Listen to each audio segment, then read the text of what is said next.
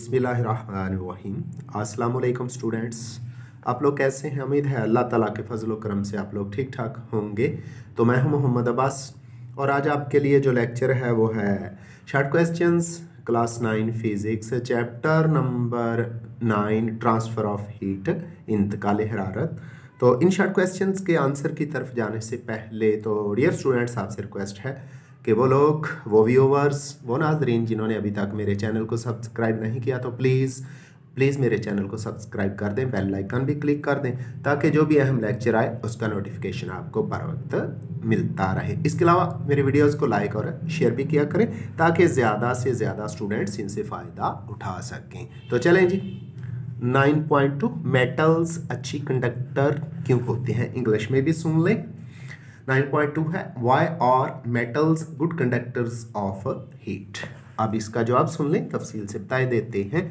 ये नोट्स मौजूद हैं तो ये नोट्स आप मुझसे हासिल भी कर सकते हैं, व्हाट्सएप वाले मेरे नंबर पर रब्ता कर सकते हैं। मेटल्स में आज़ाद इलेक्ट्रॉन्स ज़्यादा होते हैं जी। मेटल्स के अंदर जो फ्री इलेक्ट्रॉन्स हैं आउटर मोस्ट शेल्स के अंदर वो ज़्यादा होते हैं। इलेक्ट्रॉन क्लाउड कहते हैं इनको, इलेक्ट्रॉन सी भी कहते हैं। ये आज़ाद इलेक्ट्रॉन्स इंतहाई स्पीड से मोशन में रहते हैं। चूंकि इन इलेक्ट्रॉन्स पर न्यूक्लियस के अट्रैक्शन की फोर्स बहुत कम होती है, इसलिए ये मोशन में रहते हैं, इनकी स्पीड ज़्यादा होती है। और अपनी स्पीड ज़्यादा होने के सबब जब ये हीट लेते हैं हरारत को बहुत तेज़ी से गर्म हिस्सों से कम टेम्परेचर वाले हिस्सों की तरफ मुंतकिल कर देते हैं। इसीलिए हरारत यानी हीट मेटल से बहुत तेज़ी से गुजरती है और इस तरह हम कह सकते हैं कि जो मेटल्स हैं वो अच्छी कंडक्टर्स होती हैं। 9.3 है एक्सप्लेन वाई। तो इसके डिफरेंट पार्ट्स हैं, ABC पार्ट्स हैं। तो पहले part A a metal feels colder to touch than wood kept in a cold place why. Urdu में वजाहत कीजिए क्यों छूने से ठंडी जगह पर पड़ी मेटल की शय बनिस्बत लकड़ी के ज़्यादा ठंडी महसूस होती है। तो डियर स्टूडेंट्स, नोट्स की सूरत में इसका आंसर आपके सामने है, डिटेल और तफसील सुन लें। छूने से ठंडी जगह पर पड़ी मेटल की शय बनिस्बत लकड़ी के ज़्यादा ठंडी महसूस होती है। वजह यह है कि मेटल एक अच्छा कंडक्टर है। जितनी तेज़ी से हीट यानी हरारत जज़ब करती हैं उतनी ही स्पीड से खारिज भी करती हैं और ठंडी जगह पर फ़ौरन ठंडी हो जाती हैं। जबकि सूरज में जब इनको रखा जाता है तो जल्दी हीट एब्जॉर्व करके ये हॉट भी यानी गर्म भी जल्दी हो जाती हैं। जबकि जो वुड है, लकड़ी है, वो पुअर कंडक्टर है, नाकस कंडक्टर है और ठंडा या गर्म होने के लिए उसको ज़्यादा वक्त चाहिए होता है, ज़्यादा टेम्परेचर चाहिए होता है। इसलिए हम कह सकते हैं कि एक ठंडी जगह पर रखी हुई मेटल तो जल्दी ठंडी हो जाती है और ठंडी महसूस भी होती है बनिस्बत उस लकड़ी के जो उसी ठंडी जगह पर रखी जाती है। 9.3 part B land breeze blows from land towards sea. नसीम बर्री यानी खुश्की वाली हवा, ज़मीन वाली हवा खुश्की से समंदर की जानब चलती है। क्यों चलती है, इसकी काज, इसकी वजह हमने एक्सप्लेन करनी है। नसीम बर्री रात के वक़्त यानी एट नाइट खुश्की से समंदर की तरफ चलती है। वजह सुन लें, ऐसा क्यों होता है? क्योंकि रात के वक़्त ज़मीन का टेम्परेचर, रात के वक़्त ज़मीन का टेम्परेचर समंदरी पानी से कम होता है। समंदरी पानी से रात को ज़मीन का टेम्परेचर कम क्यों होता है? वजह यह है कि पानी की जो स्पेसिफिक हीट कैपेसिटी है वो मिट्टी से, ज़मीन से कहीं ज़्यादा है।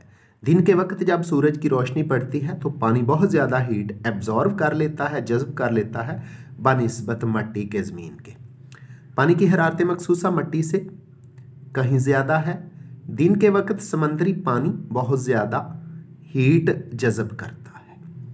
रात को जब ये हीट खारिज होती है, क्यों खारिज होती है? क्योंकि फ़ज़ा का, समंदर के ऊपर फ़ज़ा का टेम्परेचर जो ही कम होने लगता है तो पानी की जो एब्जॉर्व करदा हीट थी, पानी ने जो डे टाइम हीट जज़ब कर रही थी वो खारिज होने लगती है। तो समंदर के ऊपर की हवा गर्म हो जाती है, उसकी डेंसिटी कम हो जाती है और वो ऊपर उठ जाती है।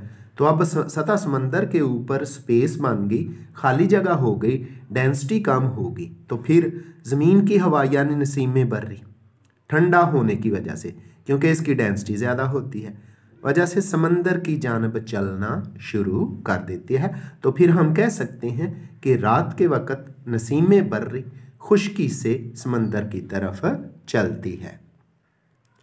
Short question 9.3 C part, double walled glass vessels is used in thermos flask why. Glass की दोहरी दीवार वाली बोतल थर्मस फ्लास्क में इस्तेमाल होती है, क्यों? आंसर सुन लें स्टूडेंट्स। ग्लास की यानी शीशे की दोहरी दीवार वाली बोतल थर्मस फ्लास्क में इसलिए इस्तेमाल होती है क्योंकि दो दीवारों यानी ये जो शीशे की दो दीवारें होती हैं के दरमियान में हवा होती है, और हम जानते हैं कि जो एयर है, हवा है, वो पुअर कंडक्टर है, नाकस कंडक्टर है हीट का। तो दरमियान में दो दीवारों के दरमियान हवा होती है जो कि हीट यानी हरारत की नाकस कंडक्टर है, और थर्मस फ्लास्क यानी जो बोतल है में हरारत का बेशतर हिस्सा अंदर दाखिल होने या बाहर खारिज होने से रोक देती है, क्योंकि दोनों वाल्स के दरमियान हवा होती है और वो पुअर कंडक्टर है, नाकस कंडक्टर है। इसलिए थर्मस बोतल के अंदर वाली हीट ना बाहर आती है ना बाहर से अंदर जाती है, और जो अंदर रखी हुई चीज़ का टेम्परेचर होता है वो काफ़ी अरसे तक फिर वही रहता है। तो फिर हम कह सकते हैं, और थर्मस फ्लास्क में रखी जाने वाली कोई भी चीज़ लंबे अरसे तक अपना टेम्परेचर बरकरार रखती है, क्योंकि हीट का फ्लो किसी तरफ नहीं होता, ना बाहर से अंदर की तरफ ना अंदर से बाहर की तरफ। जी शॉर्ट क्वेश्चन 9.3 डी पार्ट है, desserts soon get hot during the day and soon get cold after sunset। इन उर्दू सहरा दिन के दौरान जल्द गर्म हो जाते हैं और गुरूब आफ्ताब के बाद जल्द ठंडे हो जाते हैं, वजह बताएं। तो इस क्वेश्चन का आंसर सुन लें। सहरा दिन के दौरान जल्द गर्म हो जाते हैं और गुरूब आफ्ताब के बाद यानी सूरज गुरूब होने के बाद जल्द ठंडे हो जाते हैं। वजह यह है क्योंकि सहरा में रेत बहुत ज़्यादा होती है, और रेत एक तो वो उसकी अपनी हरारत मखसूसा यानी स्पेसिफिक हीट बहुत कम होती है, दूसरा चूँकि रेत के अंदर एल्यूमिनियम मेटल और सिलिकॉन सेमी मेटल्स भी होती हैं, तो फिर वो जल्दी जो हीट एब्जॉर्व की होती है जल्दी एब्जॉर्व करती है और जल्दी खारिज भी करती है। गुड कंडक्टर जो होती हैं, फिर एल्यूमिनियम तो बहुत अच्छा कंडक्टर है। तो फिर हम कहेंगे सहरा में रेत बहुत ज़्यादा होती है जिसकी हरारत मखसूसा बहुत कम होती, और ये दिन के वक़्त हरारत जज़ब करके बहुत जल्द गर्म हो जाती है। तो रेत के सैंड के बहुत जल्द गर्म होने की वजह हमने ये भी बताई है कि क्योंकि इसमें मेटल्स होती हैं, और गुरूब आफ्ताब के बाद उसी तेज़ी से यानी जितनी जल्दी ये टेम्परेचर इंक्रीज़ करती है उसी तेज़ी से हरारत को रिलीज़ भी करती है, सैंड खारिज करके जल्दी ठंडी भी हो जाती है। वजह यह है कि हम ये कह सकते हैं ये जितना अच्छा एब्जॉर्वर है उतना अच्छा रेडिएटर है, इसलिए डे टाइम में सूरज के वक्त जल्दी गर्म हो जाती है और सूरज छुपने के बाद जल्दी ठंडी भी हो जाती है। डियर स्टूडेंट्स, अगला शॉर्ट क्वेश्चन 9.4 इंग्लिश में सुन लें। Why conduction of heat does not take place in gases. Urdu में है गैसेस में कंडक्शन का अमल क्यों नहीं होता, तो इसका जवाब अच्छी तरह तफसील से सुन लें। कंडक्शन के लिए किसी मटेरियल का अच्छा कंडक्टर होना ज़रूरी है और फिर सॉलिड होना भी ज़रूरी है, ताकि हरारत मालिक्यूल्स और आज़ाद इलेक्ट्रॉन्स की तेज़ रफ्तारी से गर्म हिस्सों से ठंडे हिस्सों में मुंतकिल हो सके। क्या है? हीट जो है, जब मालिक्यूल्स और फ्री इलेक्ट्रॉन्स तेज़ी से मूव करें, अपनी जगह पे वाइब्रेट करें, तो ये हीट गर्म हिस्सों से ठंडे हिस्सों में ट्रांसफ़र हो सके। मगर गैसेस क्या होती हैं? हरारत की हीट की पुअर कंडक्टर्स होती हैं, नाकस कंडक्टर्स होती हैं। क्यों नाकस कंडक्टर्स होती हैं? इनमें मॉलिक्यूल्स और एटम्स दूर दूर होते हैं, इस तरह हीट नहीं ट्रांसफ़र हो पाती। दरमियान में स्पेस होती है, गैप होता है। इनमें मॉलिक्यूल्स की एक जगह से दूसरी जगह मुंतकिली की वजह से हीट मुंतकिल होती है। तो फिर ये तो एक और तरीका है ना हीट ट्रांसफ़र का।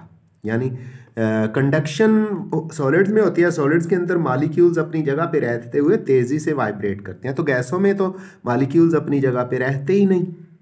तो क्या है, जब उन मॉलिक्यूल्स को एनर्जी मिलती भी है तो वो अपनी जगह से मूव कर जाते हैं। और ये जो मॉलिक्यूल्स की एक जगह से दूसरी जगह मुंतकिल होती है हीट को लेते हुए, इसको हम क्या नाम देते हैं? कन्वेक्शन का। तो फिर हम कह सकते हैं कि जब मॉलिक्यूल एक जगह से दूसरी जगह मुंतकिल होते हैं और हीट भी मुंतकिल होती है और हरारत के इंतकाल का ये तरीका कन्वेक्शन कहलाता है, ना कि conduction. 9.5 What measures do you suggest to conserve energy in houses? Urdu में सुन लें बच्चों, आप घरों में एनर्जी के तहफ़्फ़ुज़ के लिए कौन से इक़दाम तजवीज़ करेंगे? तो आंसर जो है तफसील से सुन लें, ये लॉन्ग भी है और शॉर्ट भी। घरों में एनर्जी की बचत के लिए यानी कंजर्व करने के लिए, एनर्जी को महफूज करने के लिए मिंदरजा झैल इक़दामात किए जा सकते हैं।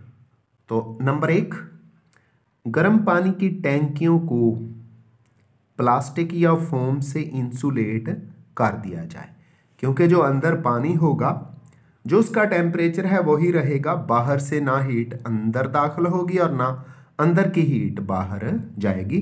तो जिस टेम्परेचर पे वो पानी मौजूद होगा उसी पे ही रहेगा। इसलिए प्लास्टिक या फोम इस्तेमाल करते हुए पानी के टैंकों और टैंकियों को इंसुलेट कर देने का मतलब ना हीट बाहर को ट्रांसफ़र हो, ना बाहर से अंदर को ट्रांसफ़र हो। नंबर 2, वॉल कैविटीज़, दीवारों के दरमियान जो सुराख वगैरह होती हैं, वॉल कैविटीज़ को प्लास्टिक, फोम या मादनी ऊन, वही कपास वाली जो ज़मीन से में कपास पैदा होती है और उससे ऊन बनाई जाती है, से भर दिया जाए। क्योंकि कैविटीज़ और सुराख भी बहुत सारी हीट को ज़ाया करते हैं। अगर इनको इंसुलेटर्स यानी प्लास्टिक, फोम या ऊन वगैरह से भर दिया जाएगा तो फिर भी हीट की बहुत ज़्यादा बचत हो सकेगी। नंबर 3, इंसुलेटर्स की मदद से कमरों की अंदरूनी छतें बनाई जाए। जी, जो हम सीलिंग करते हैं तो कहता है ये सीलिंग भी की जाए या छतों के ऊपर ऐसा मटेरियल इस्तेमाल किया जाए जो इंसुलेटर हो, ताकि अंदर वाली हीट बाहर ना जा सके और बाहर वाली हीट अंदर ना आ सके, गर्मी और सर्दी दोनों से बचा जा सके।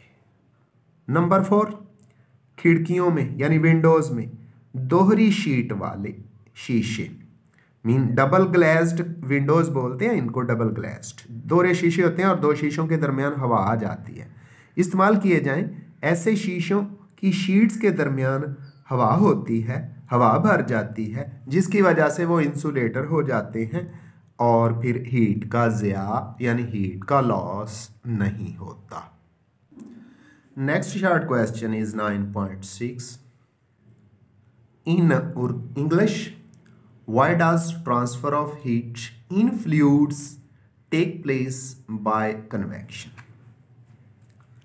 सयाल इशिया यानी फ्लूइड्स में इंतकाल हरारत कन्वेक्शन से क्यों अमल में आती है? पहले तो फ्लूइड चीज़ क्या होती है? ये ऐसा गाढ़ा, ठोस और लिक्विड का मिक्सचर होता है जो आसानी के साथ एक जगह से दूसरी जगह बहकर नहीं जाता। तो स्टूडेंट्स जो आप सुन लें, सयाल मादे यानी फ्लूइड्स हीट के नाकस कंडक्टर्स होते हैं, जिसके बायस इनमें इंतकाल हरारत कंडक्शन की वजह से नहीं होती बल्कि बज़रिया कन्वेक्शन होती है। क्योंकि इनमें एक जगह से दूसरी जगह बहने की सलाहियत होती है, लेकिन जब इनका टेम्परेचर कम होता है तो ये अपनी जगह पे कुछ स्टेबल रहते हैं, लेकिन जो ही टेम्परेचर में चेंज आ जाती है तो फिर बहना शुरू कर देते हैं।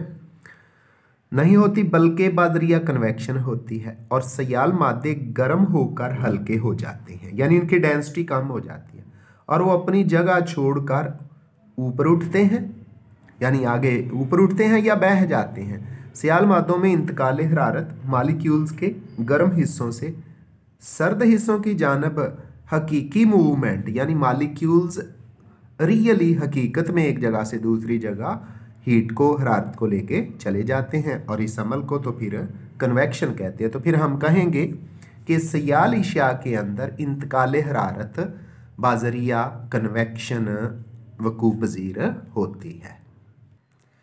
9.7 what is meant by convection currents. Urdu में कन्वेक्शन करंट्स का क्या मतलब है और ये कैसे पैदा होते हैं, तो सुन लें।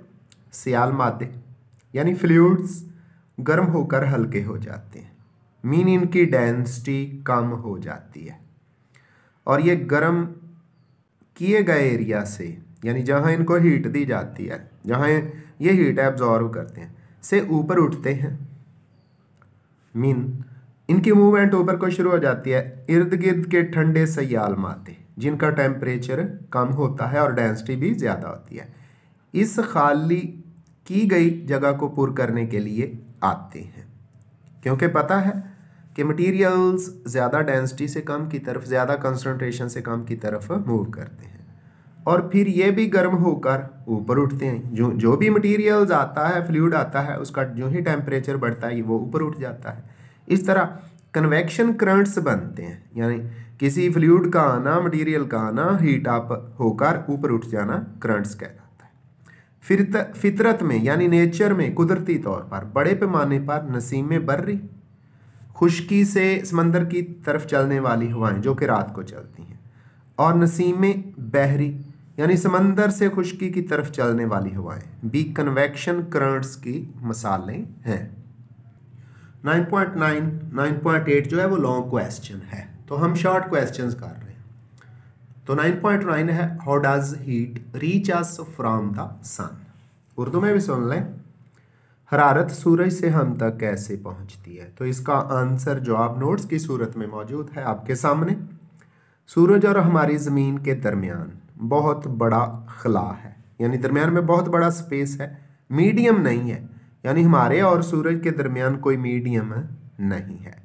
एनर्जी के इंतकाल का वो तरीका, यानी 3 मेथड है ना एनर्जी ट्रांसफ़र के, कंडक्शन, कन्वेक्शन और रेडिएशन। वो तरीका जिसमें एनर्जी को मुंतकिल होने के लिए किसी मीडियम की ज़रूरत नहीं होती, रेडिएशन कहलाता है। तो ये एनर्जी ट्रांसफ़र का तीसरा तरीका है जिसमें हीट को, एनर्जी को एक जगह दूसरी जगह ट्रांसफ़र होने के लिए किसी मीडियम की ज़रूरत नहीं होती। लिहाजा सूरज से हम तक हरारत बाजरिया रेडिएशन पहुंचती है। तो इस तरह सनलाइट, सूरज की हीट हम तक बगैर किसी दरमियान में मीडियम के हम तक पहुंचती है, इसलिए एनर्जी ट्रांसफ़र का, हीट ट्रांसफ़र का ये तरीका रेडिएशन कहलाता है। 9.11 क्योंकि 9.10 भी लॉन्ग क्वेश्चन है। 9.11 कुछ यूं है, what is green house effect. Urdu में ग्रीन हाउस इफेक्ट से क्या है, या ग्रीन हाउस इफेक्ट से क्या मुराद है, इसका जवाब सुन लें। ज़मीन के एटमॉस्फेयर में, यानी हमारी सतह ज़मीन से ऊपर फ़ज़ा में कार्बन डाइऑक्साइड गैस और आबी बुखारात मौजूद होते हैं। कार्बन डाइऑक्साइड और पानी भी, यानी वेपर्स, ग्लास यानी शीशे और पॉलीथीन की तरह सूरज की रेडिएशंस को दाखिल तो होने देते हैं, यानी जब सूरज की रेडिएशंस आ रही है, सूरज की हीट आ रही है, तो उसको ट्रैप तो करते हैं, काबू तो करते हैं, मगर इसे एटमॉस्फेयर से वापस नहीं जाने देते, और रेडिएशंस को कैद करके वापस नहीं जा पाती रेडिएशंस। अल्ट्रावायलेट और इंफ्रारेड रेडिएशंस काबू आ जाती हैं, ज़मीन के टेम्परेचर में इजाफे का बायस बनते हैं, जिससे ज़मीन के टेम्परेचर में क्या हो जाता है, इजाफा हो जाता है। इस सारे अमल को ग्रीन हाउस इफेक्ट कहते हैं। 9.12 आज के लेक्चर का आखिरी शॉर्ट क्वेश्चन और इस बुक का भी आखिरी शॉर्ट क्वेश्चन। एक्सप्लेन और what is global warming. Explain, global warming से क्या मुराद है, जो आप सुन लें, वेरी इंपॉर्टेंट है। लंबे अरसे तक ग्रीन हाउस इफेक्ट, यानी फ़िज़ा के अंदर कार्बन डाइऑक्साइड और वाटर वेपर्स इस तरह इकट्ठे हो गए हैं कि जो रेडिएशंस सूरज की हीट आती है वो यहाँ ही रह जाती है, वापस नहीं जा पाती। ये सिलसिला जब लंबा फैलता चला जाता है, ये उस वक्त होता है जब फैक्ट्री से निकलने वाला धुआं बहुत ज़्यादा हो जाए, ट्रैफिक बहुत ज़्यादा हो जाए और दरख्त बहुत कम हो। तो लंबे अरसे तक ग्रीन हाउस इफ़ेक्ट के बायस ज़्यादा हरारत रुकने की वजह से ज़मीन के औसत टेम्परेचर में इजाफा हो जाता है। इस अमल को ग्लोबल वार्मिंग कहते हैं। यानी क्या है, सूरज से रेडिएशंस हो रही है, ज़मीन के एटमॉस्फेयर में आ रही है और यहाँ ही रुक रही है लंबे अरसे के लिए, तो फिर ग्रीन हाउस इफ़ेक्ट। और जब ग्रीन हाउस इफ़ेक्ट लंबे अरसे तक चलता है तो जो हमारी अर्थ का, हमारी ज़मीन का एवरेज टेम्परेचर है वो बढ़ जाता है। इस अमल को फिर ग्लोबल वार्मिंग कहते हैं। ज़मीन पर और हमारी आबो हवा पर इसके बहुत ख़तरनाक असरात मरतब होते हैं। बहुत सारी मौसमी तब्दीलियाँ होती हैं, उनकी वजाहत यहाँ ज़रूरी नहीं है क्योंकि क्वेश्चन में डिटेल ज़्यादा आ जाएगी, लंबा हो जाएगा। इसके साथ मुझे मोहम्मद अब्बास को दीजिए इजाज़त। अल्लाह हाफिज़।